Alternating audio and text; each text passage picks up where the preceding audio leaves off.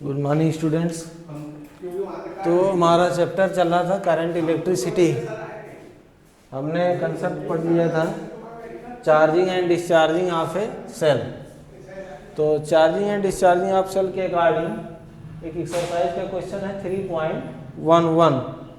तो 3.11 में जो क्वेश्चन दिया गया है, storage battery of EMF 8 volt, ये हमने फिगर यहाँ बना दिया है।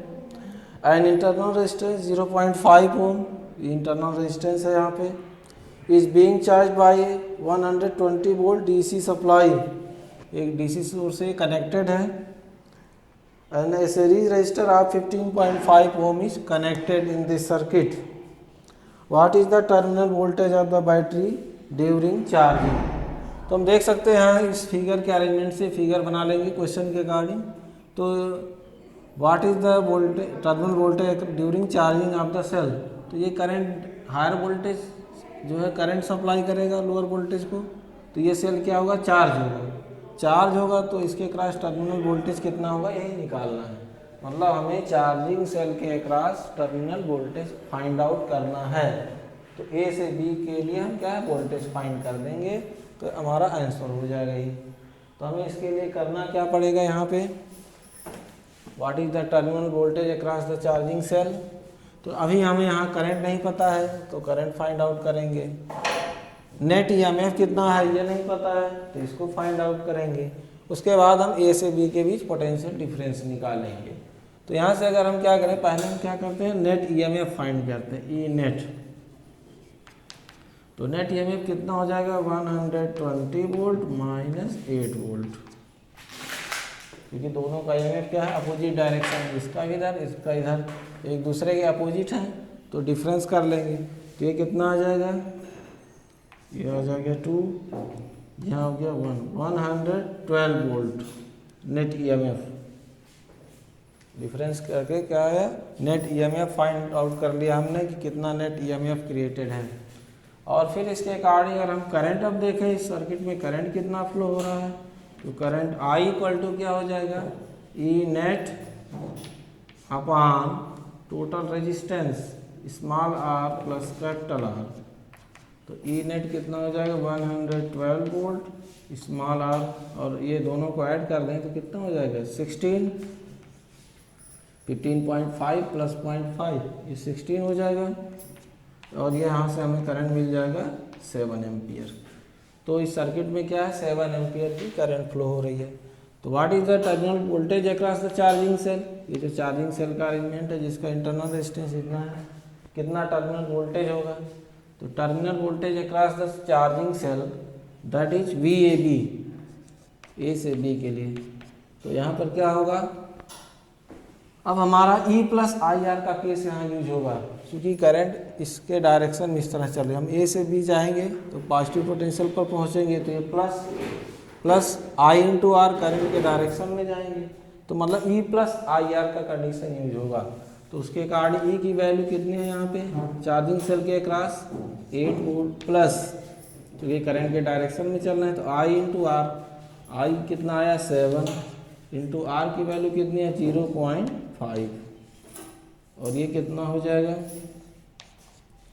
8, और ये ऐड कर लेंगे दोनों को 8 प्लस 3.5, ये हो जाएगा 11.5 वोल्ट आंसर।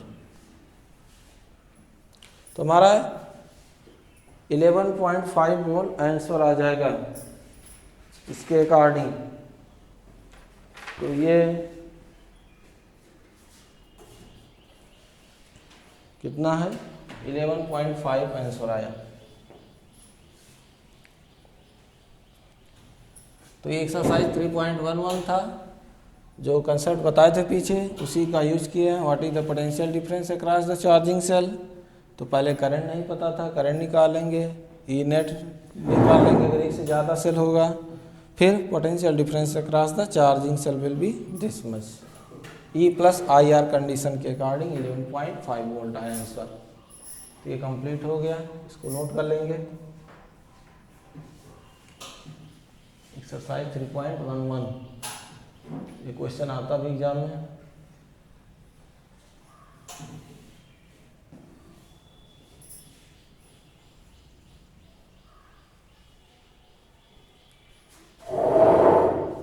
फिर इसमें पूछा जाता है कि what is the purpose of using connected high resistance in series. इस रजिस्टर को जोड़ने का क्या पर्पज है यहाँ पे, जो हाई रेजिस्टेंस है।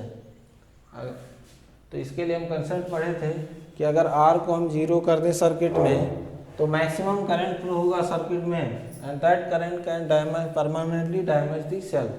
तो सेल के प्रोटेक्शन के लिए क्या करते हैं, एक हाई रेजिस्टेंस यहाँ सर्किट में कनेक्ट कर देते हैं सीरीज में, जिससे कि करंट की वैल्यू कम रहे और सेल सेफ रहेगा।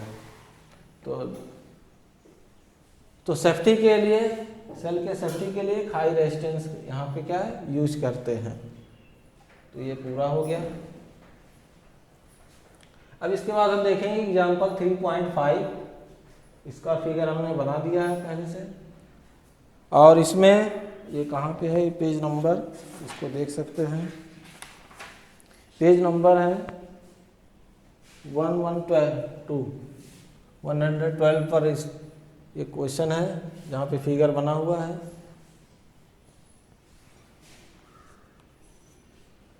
तो हम इसको खाली समझा दे रहे हैं कि कैसे करना है एग्जाम्पल, वहाँ बुक में सॉल्व भी है।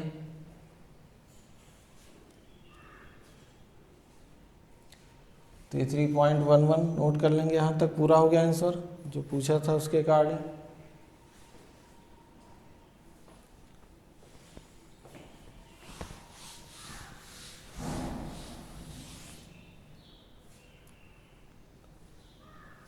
अब एग्जाम्पल 3.5 का फिगर अरेंजमेंट है, क्या पूछा है इसमें देखते हैं। तो सबसे पहले इसमें पूछा गया है, इसका 2-3 पार्ट है। ए पार्ट में पूछा है compute the equivalent resistance of the network. इसका इक्विवेलेंट रेजिस्टेंस कितना होगा ये पूछा गया है ए पार्ट में। What is the equivalent resistance of the network. ये जो फिगर का नेटवर्क बना है इसका इक्विवेलेंट रेजिस्टेंस क्या होगा। तो इक्विवेलेंट रेजिस्टेंस तो हम पढ़ चुके हैं पीछे का कम्बिनेशन ऑफ रजिस्टर में, सीरीज कम्बिनेशन पैरेलल कम्बिनेशन के अकॉर्डिंग इक्विवेलेंट रेजिस्टेंस क्या होगा सर्किट का। तो सबसे पहले इसका इक्विवेलेंट रेजिस्टेंस निकालेंगे उसी कंसेप्ट से। तो हम डायरेक्ट इसका सॉल्व करें थोड़ा सा, क्योंकि सॉल्व है बुक में। तो क्या करेंगे, इक्विवेलेंट रेजिस्टेंस, तो कितने रेजिस्टेंस दिख रहे हैं, ये दोनों पैरेलल में है, फिर ये सीरीज में रहेगा उसके साथ, फिर ये दोनों पैरेलल में है। तो 2 पैरेलल हैं अरेंजमेंट, एक ये पैरेलल का, एक ये और एक उसके साथ सीरीज। तो ये आर इक्विवेलेंट पता चलेगा। अब यहाँ पे एक और रजिस्टर है, ये होता है कि इसको कंसीडर करें कि ना करें। तो यहाँ ये इंटरनल रेजिस्टेंस है जो क्या होता है एक्चुअली में सेल के अंदर होता है, इनसाइड द सेल। और आर इक्विवेलेंट निकालने में इसको कंसीडर नहीं करेंगे, केवल जो सर्किट में एक्सटर्नल रजिस्टर लगे हैं उसी को कंसीडर किया जाता है in case of R equivalent. और ये जो रजिस्टर है इस सेल के एक्चुअल में अंदर रहता है। जो ड्राई सेल या इलेक्ट्रोलाइटिक सेल होगा, सेल के अंदर होता है ये 2 इलेक्ट्रोड और ये तो स्मॉल आर। तो आर इक्विवेलेंट जो कंसीडर होगा जो एक्सटर्नल सर्किट में यूज करते हैं, इंटरनल का कोई यूज नहीं है जो सेल के अंदर रेजिस्टेंस है। तो इस तरह से हम ये समझ सकते हैं कि यहाँ पे स्मॉल आर कंसीडर नहीं करेंगे क्योंकि ये इंटरनल रेजिस्टेंस है। आर इक्विवेलेंट के लिए हमें खाली एक्सटर्नल रेजिस्टेंस का यूज किया जाता है। तो ये यहाँ से अगर हम सॉल्व करें तो समझ सकते हैं जो आर इक्विवेलेंट आएगा इसको सॉल्व करने पे 7 ओम आएगा। हमने यहाँ लिख दिया होगा आर इक्विवेलेंट विल बी 7 ओम। तो आर इक्विवेलेंट कितना आ जाएगा, यहाँ से ए पार्ट में सॉल्व कर लेंगे 7 ओम। फिर इसका बी पार्ट देखेंगे क्या पूछा है।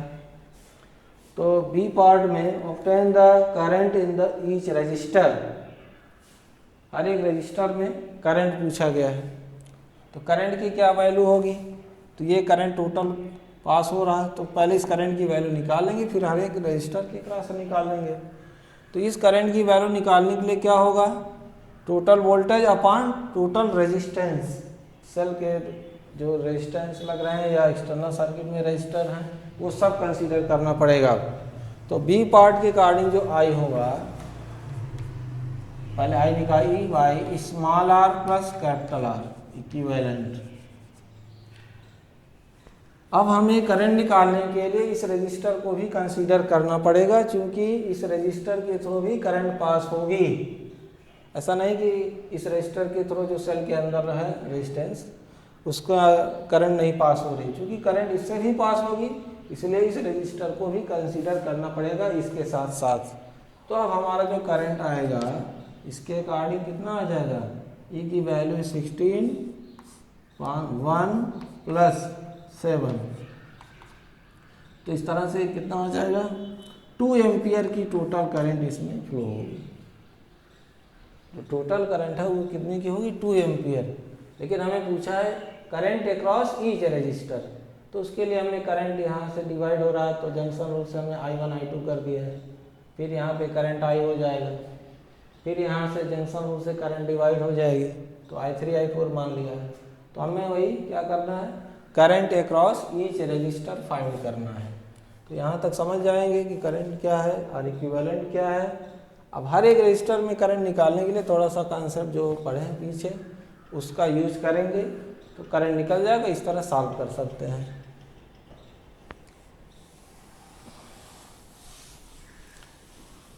तो ये हो गया current, total current. Current across each resistor तो हम I1 I2 निकालेंगे, तो उसके लिए क्या करना पड़ेगा इसको खाली समझ लीजिए। तो I1 I2 करंट की वैल्यू निकालने के लिए हम देख सकते हैं यहाँ पे कि ये दोनों रजिस्टर पैरेलल में कनेक्टेड हैं, इसी तरह यहाँ भी दोनों पैरेलल में कनेक्टेड हैं। तो ये दोनों पैरेलल में तो वोल्टेज क्या होगा, सेम होगा, पैरेलल कॉम्बिनेशन वोल्टेज सेम होता है। तो दोनों के क्रॉस वोल्टेज सेम होगा तो हम लिख सकते हैं यहाँ से 4 into I1 is equal to 4 into I2, क्योंकि वोल्टेज भी equal to I into R, तो 4 into I1 equal to 4 into I2, 4 cut जाएगा, that is I1 equal to I2 आ गया। अब हमें ये जंक्शन रूल से यहाँ पता है या इसे समझ सकते हैं, जो करंट I आएगी equal to I1 plus I2 होगी। फिगर से देख सकते हैं I1 plus I2 equal to current I, और करंट I की वैल्यू क्या है, टोटल करंट जो हमने निकाला था कितना है 2 एम्पियर। टोटल करंट की वैल्यू कितनी आई थी 2 एम्पियर। तो यहाँ से हम देख सकते हैं I1 I2 इक्वल है तो 2I1 कर सकते हैं, 2I1 इक्वल टू 2, तो I1 इक्वल टू 1 एम्पियर। तो जब I1 1 एम्पियर आया है तो ये इक्वल टू I2 भी हो जाएगा। तो I1 equal to I2 equal to 1 ampere, चूँकि हमारा जो टोटल करंट आया था 2 एम्पियर था। तो जिस मेथड से हमने यहाँ इस बार इन दोनों रजिस्टर में करंट I1 I2 निकाला है, सेम उसी तरह से यहाँ भी I1 I2 I3 I4 की वैल्यू फाइंड कर लेंगे, सेम मेथड ही अप्लाई करके कि यहाँ भी दोनों पैरेलल में हैं तो वोल्टेज सेम होगा। तो 12 into I3 equal to 6 into I4, तो I3 I4 में रिलेशन मिलेगा। फिर यहाँ भी देखेंगे कि I3 प्लस I4 किसके इक्वल होगा I, क्योंकि जो टोटल करंट यहाँ आ रही है ये दो पार्ट में डिवाइड हो रही है, तो current I equal to I3 plus I4। और उस कंसेप्ट का फिर यूज करके हम क्या करेंगे, सेम इसी तरह I3 और I4 भी कैलकुलेट कर लेंगे, तो कोई दिक्कत नहीं है, ये इतना समझ लेंगे। फिर इसके बाद हम इसको बता दिए कि I3 और I4 कैसे निकालना है, क्योंकि पैरेलल कॉम्बिनेशन में है तो उसका यूज करेंगे। तो इस तरह इसका बी पार्ट कंप्लीट हो जाएगा कि हर एक रजिस्टर के क्रॉस करंट कितना फ्लो हो रहा है ये फाइंड आउट हो जाएगा।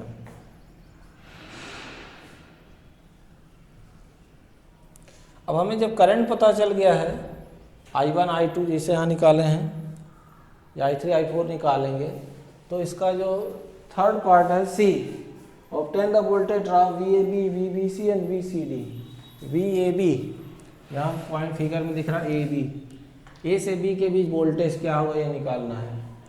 इसी तरह VBC, B से C के बीच वोल्टेज, फिर VCD, C से D के बीच वोल्टेज निकालना है। तो जब हमें करंट यहाँ पता चल गया है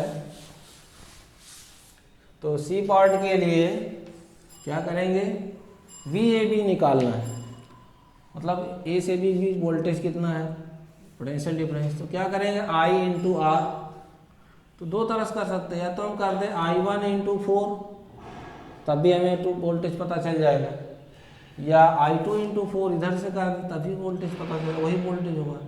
या क्या कर सकते हैं, R इक्विवेलेंट इंटू I कर दें तभी भी ये भी पता चल जाएगा। तो किसी एक तरह से कर सकते हैं, जैसे हम अगर इस तरह करें VAB,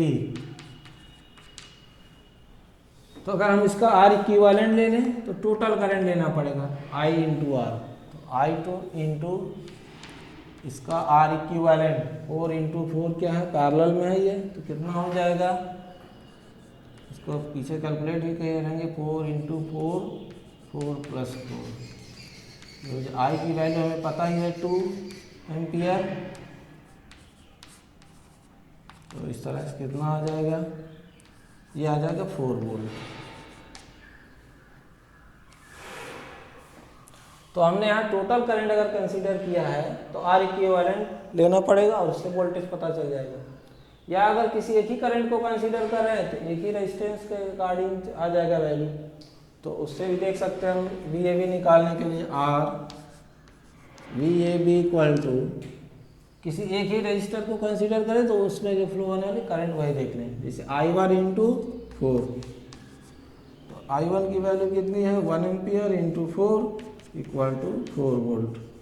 तो इस तरह से भी आ जाएगा potential difference between point A and B, या हम इस वाले पास से निकालें तब भी आ जाएगा I2 इंटू 4। तो हमें A और B के बीच पोटेंशियल डिफरेंस निकालना था, तो उसके लिए दो मेथड है, या तो हम direct total current I into R equivalent ले लें इन दोनों का तब भी आ जाएगा, या कोई एक करंट और उस पर्टिकुलर उसमें क्या रेजिस्टेंस है तब भी वो वैल्यू VAB के बीच पोटेंशियल डिफरेंस आ जाएगा। अब अगर हमें VBC निकालना है तो I इंटू R सीधे कर देंगे, इसके बाद VBC, तो करंट क्या है, वोल्टेज वहाँ रेजिस्टेंस क्या है, करंट कितनी जा रही है I 2 एम्पियर है टोटल करंट इंटू रेजिस्टेंस 1, तो ये हो जाएगा 2 वोल्ट। और जैसे यहाँ पे किए सेम उसी तरह VCD निकाल सकते हैं, potential difference between point C and D। तो जैसे हमने यहाँ पर किया है VAB निकाला है, सेम उसी तरह यहाँ पे हम VCD निकाल सकते हैं। तो इस तरह से पूरा हो गया एग्जाम्पल 3.5। तो 3 पार्ट इसका पूछा गया था, तीनों समझा दिया इसे। अब इसके बाद हमें पढ़ना है combination of cell. Next heading है हमारा कॉम्बिनेशन ऑफ सेल, इसको डिराइव करना होगा और इसमें वैल्यू फाइंड करना होगा। कॉम्बिनेशन ऑफ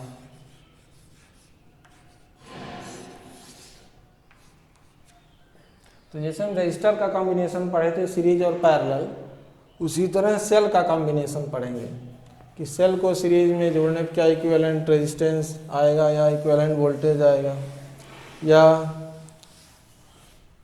पैरेलल में जोड़ने पर क्या वैल्यू आएगी। तो कॉम्बिनेशन ऑफ सेल में सबसे पहले पढ़ेंगे सीरीज कॉम्बिनेशन। पहला जो पार्ट होगा हमारा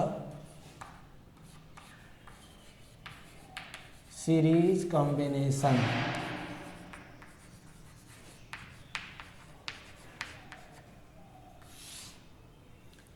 और किसका सीरीज कॉम्बिनेशन पढ़ना है, सेल का। सेल में पता है सेल का सिंबल, तो सीरीज में अगर सेल को ऐड किया जाए विथ इंटरनल रेजिस्टेंस तो क्या इक्विवेलेंट आएगा वैल्यू वोल्टेज का और क्या इक्विवेलेंट रेजिस्टेंस आएगा। तो इसके लिए हम एक फिगर बना लेंगे पहले कि सीरीज कॉम्बिनेशन क्या होगा सेल का, किस तरह से फिगर बनेगा। जैसे हम रजिस्टर में देखे थे सीरीज कॉम्बिनेशन ऑफ रजिस्टर, तो सेल का सीरीज कॉम्बिनेशन दिखाने के लिए एक सेल बनाएंगे जिसका EMF हमने मान लिया E1 है और इसका internal resistance negative terminal side में रहता है R1। एक सेल का अरेंजमेंट हो गया। इसी तरह दूसरा सेल बना लेंगे इसी में, क्योंकि दो कम से कम लिखेंगे। एक दूसरा सेल है जिसका EMF है E2, इंटरनल रेजिस्टेंस हमारा R2। ये अरेंजमेंट है। तो यहाँ पे तो सेल क्या है, सीरीज में कनेक्ट है, क्योंकि दोनों में सेम करंट ही फ्लो होगी। तो मान लिया यहाँ पॉइंट इस ए है, यहाँ हमने पॉइंट बी कंसीडर किया, और यहाँ हमने पॉइंट, यहाँ पे हमने सी कंसीडर किया, यहाँ पे हमने डी। तो इसमें एक क्लोज सर्किट अगर करें तो इस दोनों सेल का एक करंट होगा, तो उसको दिखाया नहीं जाता। तो मान ले रहे हैं सिंपली यहाँ पे हमारा आई करंट फ्लो हो रहा है इन दोनों के अरेंजमेंट से। इसके बाहर सर्किट का अरेंजमेंट करने पे करंट फ्लो होगा, जो यहाँ दिखाया नहीं जाता है। सिंपली दो सेल दिखाए गए, और इससे जो मान लिया क्लोज सर्किट से करंट आई आ रही होगी यहाँ पे, तो वही करंट आई दिखाया गया है। ये आई करंट इन दोनों सेल में फ्लो हो रही है, और दोनों में इक्वल करंट फ्लो हो रही है। तो this is the series combination of cell. तो E1 E2 क्या उनके EMF हैं, और R1 R2 क्या उनके इंटरनल रेजिस्टेंस हैं। तो जैसा हमने रजिस्टर में एक इक्विवेलेंट फिगर बनाया था सीरीज का और पैरेलल का, उसी तरह यहाँ भी सेल का बना देंगे। तो यहाँ अगर हम इनका एक इक्विवेलेंट फिगर बनाएं तो कैसे बनेगा, ये पॉइंट ए और दो सेल के जगह पर खाली एक सेल रहेगा, और एक ही इंटरनल रेजिस्टेंस रहेगा, और पॉइंट आ गया बी। ये E1 E2 जब हमारा ये ई नेट हो जाएगा, दैट इज इक्विवेलेंट। और तो यहाँ भी इक्विवेलेंट के यूज करें सिंबल EQU, और R1 R2 का भी इक्विवेलेंट R इक्विवेलेंट हो जाएगा, और करंट इसमें जो है आई। तो इस तरह इसका ये इक्विवेलेंट फिगर है। तो ये फिगर पहले बना लेंगे, उसके बाद लिखना है कि what is the value of equivalent and what is the value of R equivalent. ये दोनों हमें फाइंड करना है, इसको डिराइव करना है यहाँ पे। तो यहाँ तक नोट कर लिए होंगे। इसमें सीरीज कॉम्बिनेशन में है, क्योंकि करंट सेम है, इक्विवेलेंट फिगर क्या होगा उसके अकॉर्डिंग बना दिए हैं। अब हमें सॉल्व करना है, पहले इस फिगर के लिए, फिर उसके बाद इस फिगर के लिए, और कंपेयर करके हमें रिजल्ट मिल जाएगा। तो सबसे पहले हम इस फिगर के लिए क्या है, मान लेंगे कि potential at point A B and C क्या है, B A B B B C मान लेंगे, और फिर उसके सॉल्व करेंगे जैसा कि हमने पीछे पढ़ा है सेल के अकॉर्डिंग। तो लिखेंगे let potential at point A C and B are, क्या पोटेंशियल मान लेते हैं, वी ए के पॉइंट पर वी ए पोटेंशियल है, सी पॉइंट पर वी सी पोटेंशियल है, और डी पॉइंट पर पोटेंशियल वी बी है। तो इस तरह से क्या किस पॉइंट पर कितना पोटेंशियल ये कंसीडर कर लिया हमने। अब करना क्या, ए से सी तक का हम पोटेंशियल डिफरेंस निकालेंगे, फिर इसी तरह सी से बी तक का पोटेंशियल डिफरेंस निकालेंगे, और आगे सॉल्व करेंगे। तो अगर हम सिंबल लिखें V A C, that is potential difference between point A and C, इसको हम पीछे समझे ही हैं। हियर वी ए सी अगर निकालें, ए से सी तक का मतलब पोटेंशियल डिफरेंस ए और सी के बीच में, that is V A minus B C. ये सिंबल और क्लियर करने के लिए लिख दिए कि बी ए और बी सी के, ए और बी सी के बीच पोटेंशियल डिफरेंस, तो बी ए माइनस बी सी। और इसकी वैल्यू क्या लिखेंगे, तो इसके लिए हमें पॉइंट ए से पॉइंट सी तक जाना होगा। तो पॉइंट ए से चल के सी पे जाएंगे तो सेल का पॉजिटिव टर्मिनल मिलेगा हमें पहले, यहाँ से चलने पर ए से जब चलेंगे स्टार्ट करेंगे तो कितना वैल्यू इसका प्लस E1। इसके बाद I1, यहाँ करंट I इंटू R1, ये जो करंट I आ रही है I इंटू R1, चूँकि हम ए से सी जा रहे हैं और करंट उसके अपोजिट आ रही है तो माइनस साइन हो जाएगा, तो माइनस I इंटू R1, ये वैल्यू वी सी का निकल गया, that is potential difference between point A and C की वैल्यू पता चल गई इस तरह से। तो ये कैसे लिखते हैं, इसको पीछे भी हमने बताया था कि हमें ए से सी पॉइंट तक चलना रहेगा। ए से चलेंगे तो सेल का जैसा टर्मिनल मिलेगा प्लस माइनस उसको लिखेंगे साइन के अकॉर्डिंग। फिर अगर हम आई इंटू आर कंसिडर करेंगे तो चूँकि हम करंट के अपोजिट चल रहे हैं तो माइनस आई इंटू आर हो जाएगा, तो सिंबल के अकॉर्डिंग आई इंटू R1। फिर इसी तरह हम सी और बी के बीच पोटेंशियल डिफरेंस निकालेंगे। Again potential difference between point C and B, यहाँ पे लिख दे रहे हैं चाहे potential difference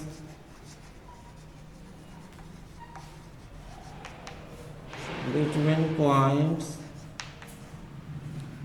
C and B, मतलब सी और बी के बीच कितने पोटेंशियल डिफरेंस है। तो इसी तरह सिंबल यूज कर ले रहे हैं V C B, that is V C minus V B. हमें सी और बी के बीच पोटेंशियल डिफरेंस बताना है। तो अब सी पॉइंट से चलकर बी पॉइंट तक जाएंगे, तो सी से बी पर जाएंगे तो पहले में सेल मिलेगा E2, जिसका यूनिट E2 है। तो ये प्लस साइन पे पहुंचेंगे उसके टर्मिनल पे, तो E2 हो गया। उसके बाद यहाँ भी हम करंट के अपोजिट चल रहे हैं, जब सी से बी जा रहे हैं, करंट चूँकि बी से सी आ रही है, बी से ए की तरफ, और हम क्या है सी से बी तक जा रहे हैं। तो यहाँ भी माइनस क्या हो जाएगा इंटू आई इंटू कितना रेजिस्टेंस है R2। तो ये हमारा दूसरा इक्वेशन बन गया V C B, that is potential difference between point C and B this much. तो फर्स्ट वाले फिगर के अकॉर्डिंग यहाँ तक नोट कर लेंगे। अब सेकंड फिगर के अकॉर्डिंग सॉल्व करेंगे।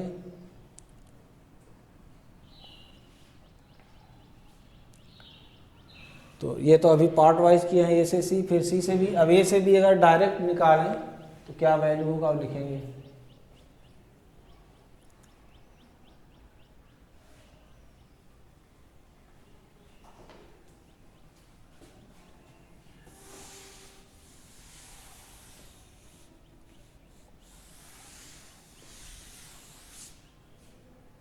तो ए से सी पहले निकाले, फिर सी से बी। अब इसी फिगर के लिए ए से बी डायरेक्ट अगर निकालें पोटेंशियल डिफरेंस क्या आएगा, तो उसको नोट करेंगे, फिर सेकंड फिगर से कंपेयर कर देंगे, रिजल्ट आ जाएगा।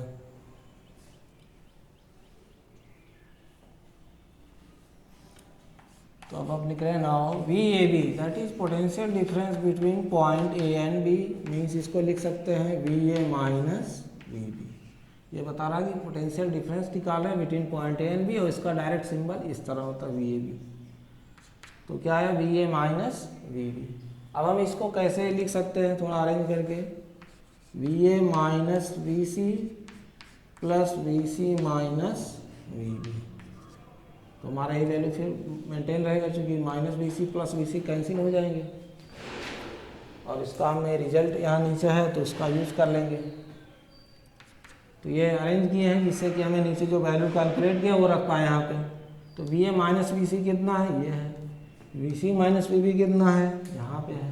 तो अब इनकी वैल्यू क्या है यहाँ पे रख देंगे। तो V A minus V C that is V A C कितना है E1 minus I R1 plus V C B कितना है E2 माइनस आई R2। अब इसी को अरेंज कर देंगे तो क्या हो जाएगा, दोनों पोटेंशियल डिफरेंस की वैल्यू रख दिए। तो अरेंज करने के बाद E1 प्लस E2 एक साथ कर दिए, और इन दोनों में माइनस कॉमन ले लिए I, तो क्या आ जाएगा R1 प्लस R2। ये फर्स्ट फिगर के अकॉर्डिंग हमारा पोटेंशियल डिफरेंस आ गया। अब सेकेंड फिगर के अकॉर्डिंग पोटेंशियल डिफरेंस निकालना रहेगा, फिर दोनों को कंपेयर करना है।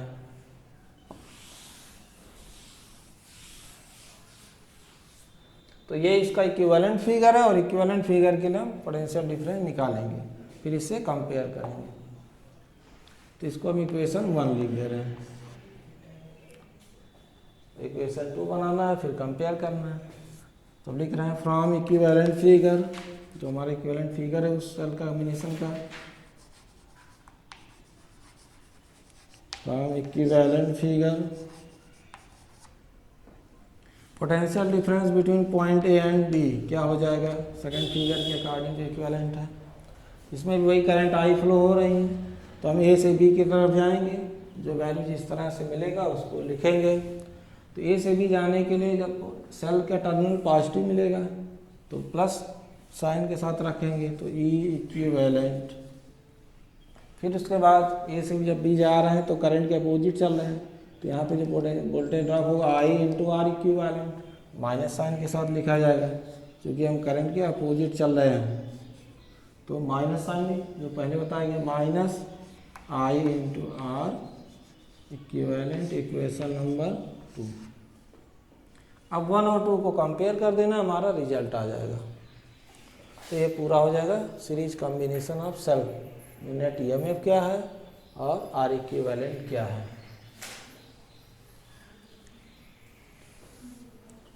तो कंपेयरिंग इक्वेशन 1 एंड 2 क्या है,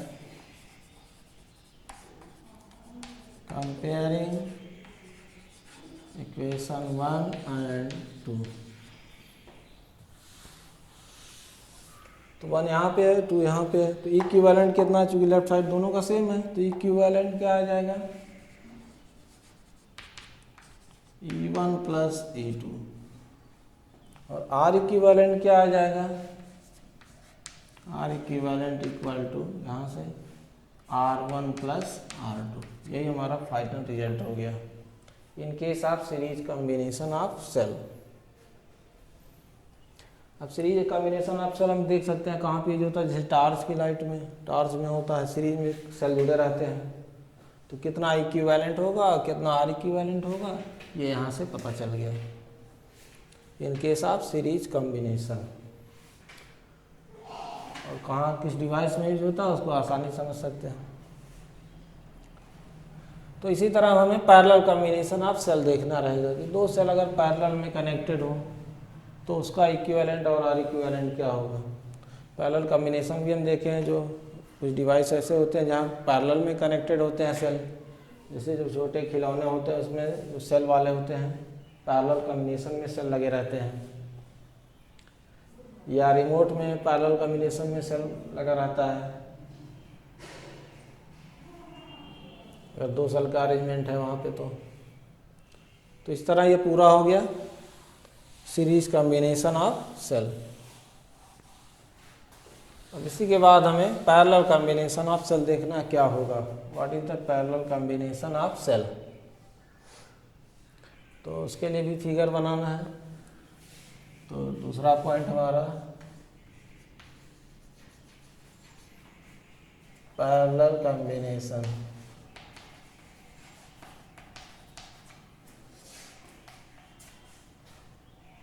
तो जैसे 2 रजिस्टर पैरेलल में कनेक्टेड होते हैं उसी तरह यहाँ 2 सेल को पैरेलल में कनेक्ट करेंगे और उसका इक्विवेलेंट और आर इक्विवेलेंट निकालेंगे। तो पैरेलल कॉम्बिनेशन के अकॉर्डिंग एक सेल हो गए है, इसका इंटरनल रेजिस्टेंस, इसी तरह दूसरा सेल, इसका internal resistance, point A point B, इसका हमने मान लिया E1 है, EMF रेजिस्टेंस R1, इसका EMF E2 है, इंटरनल रेजिस्टेंस R2 है। यहाँ से अगर टोटल करंट I आ रही है पूरे सर्किट बनाने पे तो मान लिया हमें इधर I1 करंट जा रही है और इधर I2 करंट जा रही है और ये इसका इक्विवेलेंट फिगर ऐसे है, तो दोनों का इक्विवेलेंट पैरेलल कॉम्बिनेशन में लिखा गया और इसका इक्विवेलेंट फिगर। अब इसके अकॉर्डिंग हमें इक्विवेलेंट और आर इक्विवेलेंट निकालना होगा।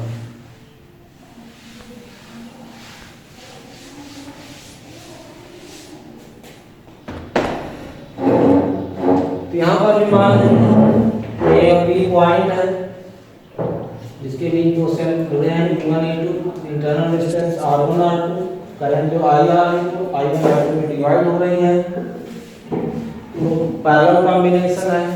ए और बी में पोटेंशियल डिफरेंस क्या होगा, सेम होगा, जो पैरेलल में कनेक्टेड है। तो यहाँ भी फिगर बना लेंगे और मान लेते हैं let potential at point A and B, potential at point A and B are क्या पोटेंशियल है BA and BB। नाम के कारण पोटेंशियल का वैल्यू मान लिया। अब potential difference between A point A and B मान लेते हैं क्या होगा, A और B के बीच पोटेंशियल डिफरेंस तो चूंकि दो सेम होगा तो मान लेते हैं पोटेंशियल डिफरेंस कितने का है, V का है। तो net potential at point A and B and potential difference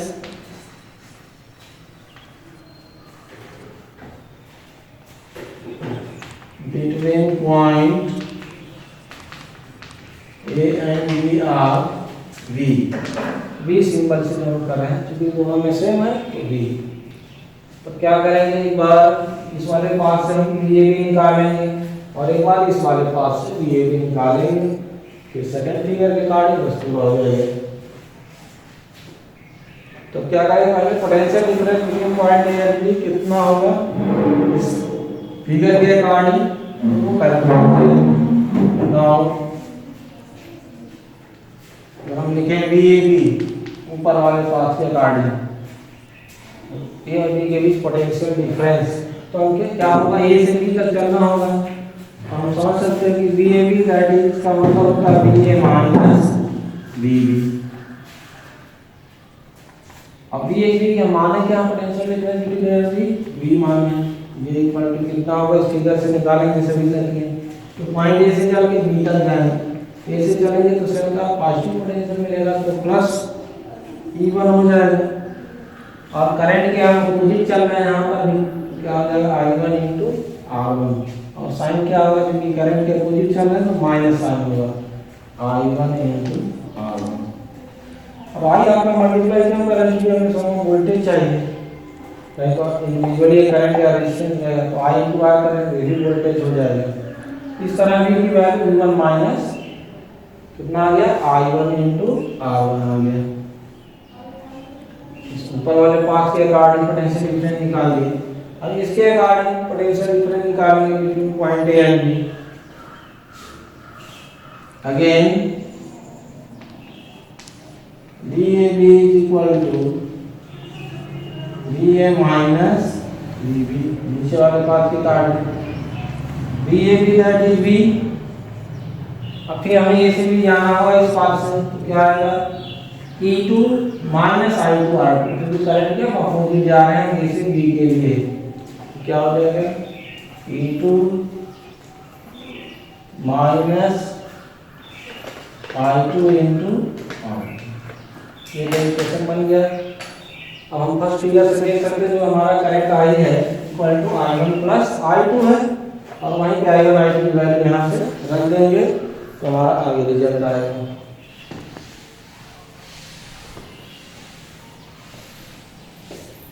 तो जो पहला फिगर बनाया कौन ठीक है,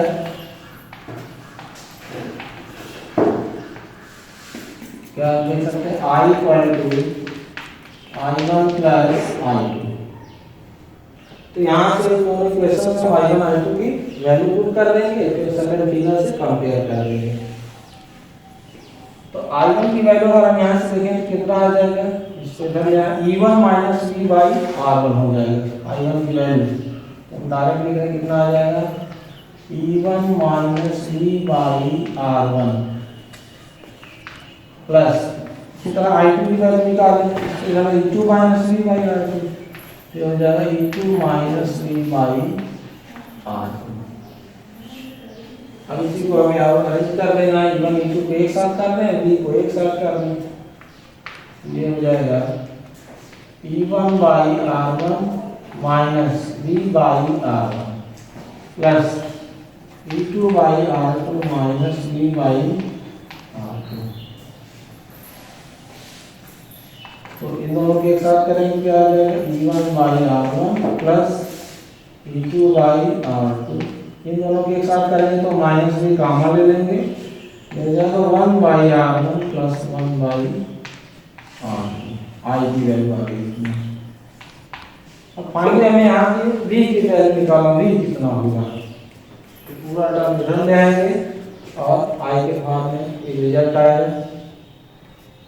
कितना नोट कर लेंगे, तो first figure I equal to I1 plus I2, I1 I2 की वैल्यू रखे हैं और इस तरह से है। अब यहाँ से हमें फाइनली V की वैल्यू चाहिए कि V कितना होगा, जिससे हम सेकंड फिगर से कंपेयर कर लेंगे। तो यहाँ से से हम v निकालें कि पूरा इधर ले आ v और इसको सॉल्व भी कर लेते हैं। तो R2 plus R1 by R1 R2 solve करके इधर जाए इक्वल टू कितना हो जाएगा, ये इसको भी सॉल्व कर लेते हैं। V1 R2 plus into R1 by R1 into R2 और ये माइनस I इधर आ गया। अब b के लिए ये बाकी टर्म उधर ट्रांसफर कर देंगे तो b निकल जाएगा। तो यहाँ से b इक्वल टू हो जाएगा, इसको उधर ट्रांसफर करेंगे तो इसमें क्या होगा, R1 R2 के ऊपर मल्टीप्लाई होगा, R1 R2 प्लस R1 नीचे आएगा तो b इक्वल टू आ जाएगा E1 R2 plus E2 R1 by R1 into R2। इसको उधर में R1 R2 पर आएगा, R2 प्लस R1 नीचे आ जाएगा, इससे ये कट जाएगा और यहाँ आएगा कितना R2 प्लस R1 आ गया। इसके बाद अब I लेंगे क्या हो जाएगा, तो पूरा मल्टीप्लाई हो जाएगा I और ये ऊपर आएगा R1 R2 by R2 plus R1।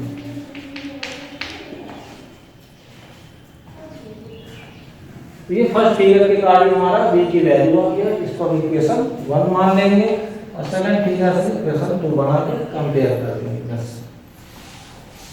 तो ये पूरा हो जाएगा। फ्रॉम इक्विवेलेंट फिगर b की वैल्यू क्या आ जाएगी, मतलब potential difference between point a and b, मान VAB that is VA minus VB और VAB की वैल्यू क्या है, B है और यहाँ से VA माइनस VB निकालें तो हम A से B तक जाएंगे, तो A से B जाएंगे तो कलेक्शन का पॉजिटिव पोटेंशियल मिलेगा, तो इक्विवेलेंट माइनस क्योंकि हम करंट के अपोजिट जा रहे हैं A से B के लिए तो I इंटू R माइनस में आ जाएगा, I into R equivalent question number 2। अब यही 1 और 2 को हम कंपेयर करेंगे तो ये इक्विवेलेंट आ जाएगा और R इक्विवेलेंट आ जाएगा। Compare equation 1 and 2, compare equation 1 and 2, तो इक्विवेलेंट क्या आ जाएगा यहाँ पे, E1 R2 plus E2 R1 by R2 plus R1 and R equivalent कितना आ जाएगा, R1 R2 by R2 plus R1। इस तरह से पूरा हो गया इनके साथ पैरेलल कॉम्बिनेशन। इक्विवेलेंट क्या होगा, R इक्विवेलेंट क्या होगा, यहाँ से पूरा हो गया। तो कॉम्बिनेशन ऑप्शन पूरा हो गया, यहाँ तक नोट कर लेंगे।